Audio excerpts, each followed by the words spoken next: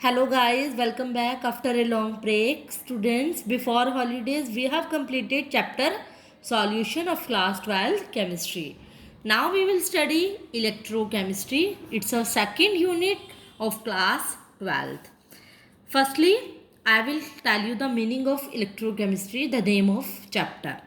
Electrochemistry consists of two words, electro plus chemistry. मतलब chemistry के अंदर इसका दो मीनिंग है, इलेक्ट्रो प्लस केमिस्ट्री. इसका क्या मतलब है कि ये इलेक्ट्रो मतलब इलेक्ट्रिकल एनर्जी को, केमिस्ट्री मतलब केमिकल एनर्जी में कन्वर्ट करता है, और इससे उल्टा यानी केमिकल एनर्जी को इलेक्ट्रिकल एनर्जी में भी कन्वर्ट करता है, वाइस वर्सा. मतलब इलेक्ट्रोकेमिस्ट्री की अगर हम डेफिनेशन की बात करें तो इलेक्ट्रो प्लस केमिस्ट्री मतलब इलेक्ट्रिकल एनर्जी को ऐसी ब्रांच ऑफ साइंस जो डील्स करती है किसके बीच में, रिलेशन को, इलेक्ट्रिकल एनर्जी को केमिकल एनर्जी में और केमिकल एनर्जी को इलेक्ट्रिकल एनर्जी के बीच में कन्वर्ट करती है, और वाइस वर्सा उल्टा भी हो सकता है, केमिकल को इलेक्ट्रिकल, इलेक्ट्रिकल को केमिकल एनर्जी में. अब ये सब कैसे होता है इस चैप्टर के अंदर हमने पढ़ना है, और इसके अंदर हमने कुछ सेल्स के बारे में पढ़ना है. एक सेल्स होते हैं इलेक्ट्रोलिटिक सेल और एक होता है गैल्वेनिक सेल. ये ही इस चैप्टर के इंपॉर्टेंट टॉपिक हैं. इलेक्ट्रोलिटिक सेल के अंदर क्या पढ़ेंगे हम, ये वाली बात, यानी इलेक्ट्रिकल एनर्जी किस में कन्वर्ट होगी, केमिकल एनर्जी में. और गैल्वेनिक, जिसको हम आगे इलेक्ट्रोकेमिकल सेल भी बोलते हैं, उसके अंदर केमिकल एनर्जी इलेक्ट्रिकल एनर्जी में कन्वर्ट होएगी. ये सब मैं इस चैप्टर की डिटेल में बताने वाली हूँ.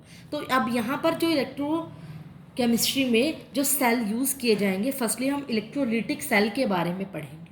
ये सेल्स जिसमें इलेक्ट्रिकल एनर्जी केमिकल एनर्जी में कन्वर्ट होते हैं. इस सेल को मैं समझा रही हूँ कि ये प्रोसेस कैसे होती है. इसकी वजह से जो प्रोसेस होती है वो इलेक्ट्रोलिसिस भी होती है. इस टॉपिक को हमने समझना है कि इलेक्ट्रोलिसिस क्या होती है, जो कि इलेक्ट्रोलिटिक सेल की वजह से होती है, जैसे मैंने अभी बताया. फॉर एग्जाम्पल मैंने क्या लिया, एक बीकर लिया, बीकर के अंदर दो सेल डाले. अब मैं कौन से सेल की बात कर रही हूँ, इलेक्ट्रोलिटिक सेल की बात है.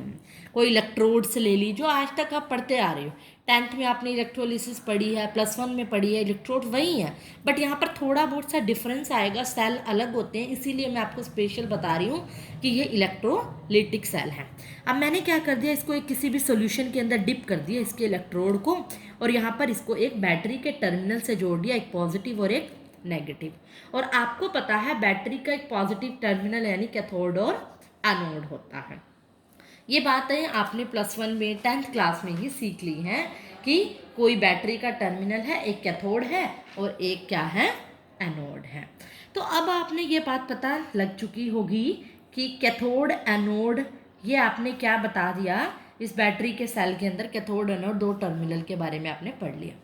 तो एक नई डेफिनेशन आज आपको मैं बताऊंगी कैथोड और एनोड की. आज तक आपने क्या पढ़ा है, कैथोड क्या होता है, जो कि इलेक्ट्रोड का कौन सा टर्मिनल होता है, नेगेटिव टर्मिनल. यानी ये नेगेटिव जो टर्मिनल है वो कौन सा हम कहते होते हैं, कैथोड, और इस पॉजिटिव टर्मिनल को हम क्या कहते हैं, एनोड. ये बात आपने पढ़ी हुई है +1 में. लेकिन आज मैं एक नई डेफिनेशन बताऊंगी जिसके बेसिस पर मेरे काफ़ी सारे टॉपिक कंप्लीट होंगे कि क्या कैथोड वो होता है जहाँ पर रिडक्शन होती है, जिस टर्मिनल के ऊपर रिडक्शन रिएक्शन होगी उसको हम क्या कहेंगे, कैथोड, रिडक्शन अकर्स होगी. और एनोड क्या होगा, जिसके ऊपर ऑक्सीडेशन होगी. ये बात आज से आपको ध्यान रखनी है, पूरी 12th की केमिस्ट्री में ये बात काम आएगी.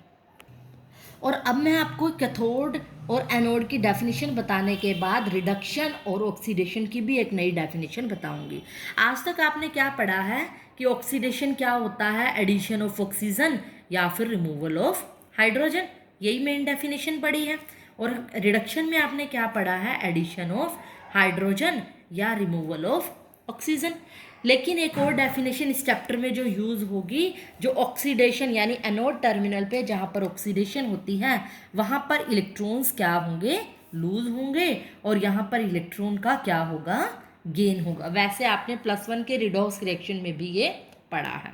तो इलेक्ट्रोलिटिक सेल के अंदर ऐसा होता है कि कैथोड के ऊपर रिडक्शन होता है by gain of electron, anode पे ऑक्सीडेशन होता है बाय लॉस ऑफ इलेक्ट्रॉन।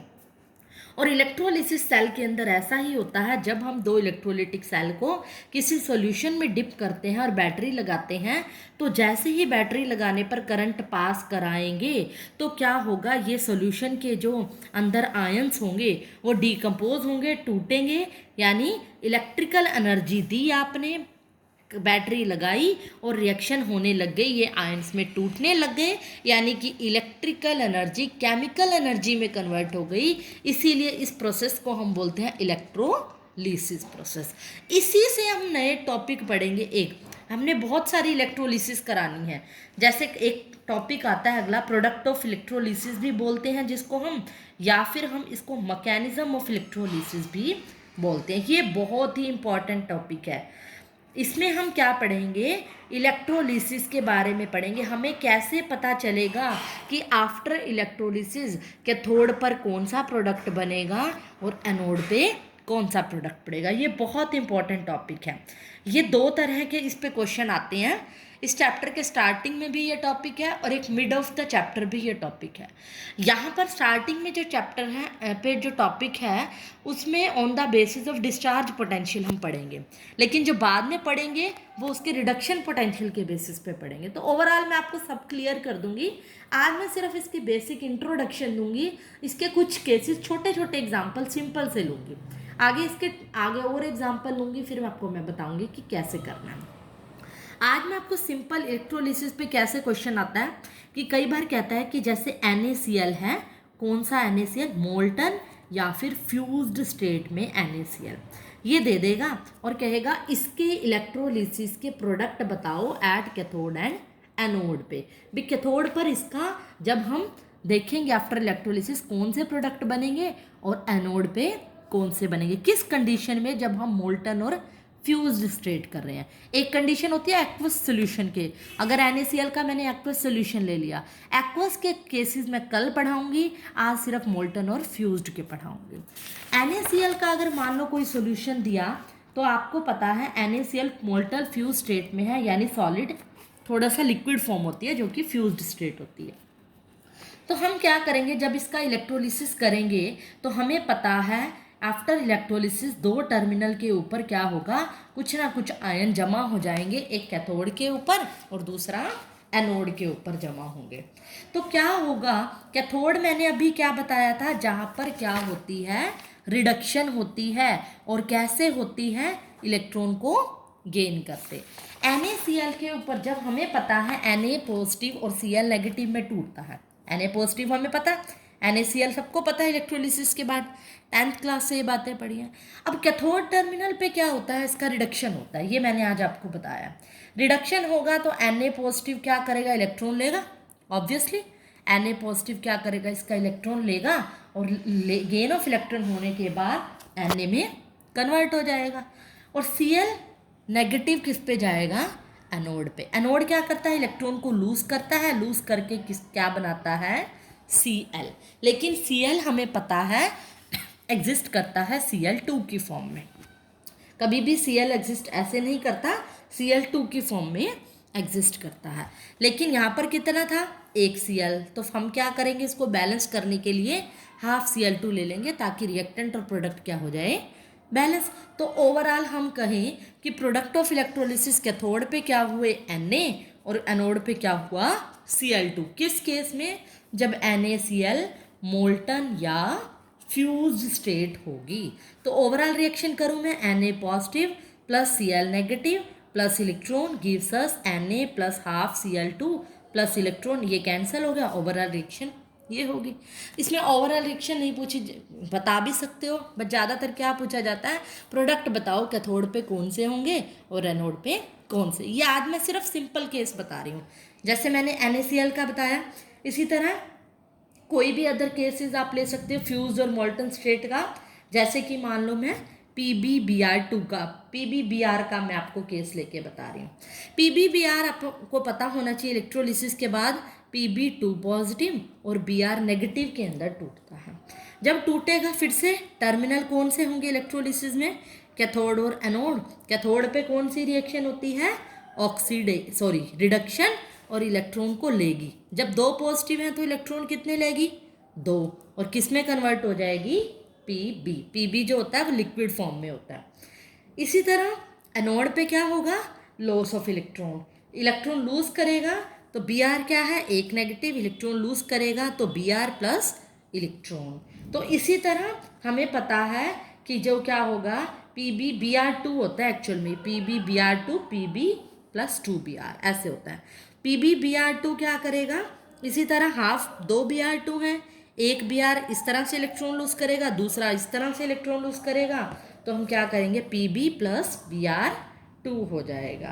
तो हम क्या करेंगे, या तो इसको दो बारी में कर लो, दो बी आर नेगेटिव ले लो, दो बी आर ले लो, दो बी आर, दो इलेक्ट्रॉन ले लो, इस तरह से ले लो, बात तो एक ही है। इसकी ओवरऑल रिएक्शन लिख लो, अगर P B two positive, add कर रही हूँ मैं इसको, two B R negative, plus में क्या करोगे, दो electron gives us P B plus two B R plus two electron, ये कैंसिल हो जाएंगे, P B plus two B R negative, P B plus इसको आप क्या लिखोगे, बी आर टू भी लिख सकते हैं, या इसको हम ऐसे भी लिख सकते हैं, बी आर नेगेटिव, इस तरह से आप बैलेंस करोगे इसको, means P B B R two होता है ना, तो इसको आप जैसे सी एल टू था, बी आर भी बी आर टू में एग्जिस्ट करेगा, इसको इस तरह से आप दिखाओगे। एक बार फिर से बता रही हूँ, P B B R two P B plus B R के अंदर टूटता है, P B plus B R के अंदर टूटता है। पी बी दो पॉजिटिव है, इलेक्ट्रॉन दो लोग लेंगे, क्योंकि कैथोड है, कैथोड पे क्या होगी, रिडक्शन, दो पॉजिटिव लेने के बाद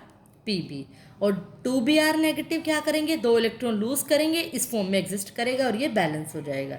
दोनों को ऐड करेंगे तो ओवरऑल रिएक्शन ये हो जाएगी। सिर्फ आज मैंने इतना बताया कि कैथोड पे रिडक्शन होती है और एनोड पे ऑक्सीडेशन, सिर्फ किस केस में, जब हम मोल्टन और फ्यूज्ड स्टेट की बात कर रहे हैं। लेकिन जब एक्वस सोल्यूशन होगा तो केसेस कुछ अलग होंगे, क्योंकि वाटर आ जाएगा, वो मैं आपको बताऊंगी नेक्स्ट लेक्चर में। अब तक इसकी इंट्रोडक्शन जानिए, इसकी प्रैक्टिस कीजिए, कैथोड एनोड के कंसेप्ट को अपने माइंड में बिठाइए, ताकि अगली वीडियो आपको अच्छे से समझ आए। Students, that's all for today.